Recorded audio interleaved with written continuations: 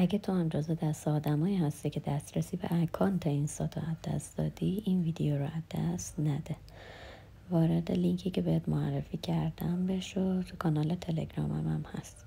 در این قسمت اون یوزرنیم یا ایمیلی رو که از دست دادی رو وارد بکن و روی گزینه نکست کلیک کن.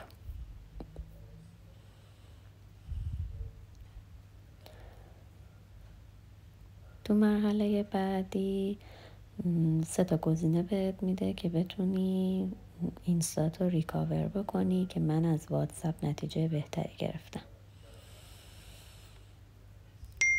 کدی که برات ارسال شده رو تو این قسمت وارد کن و گزینه کانفرم رو کلیک کن.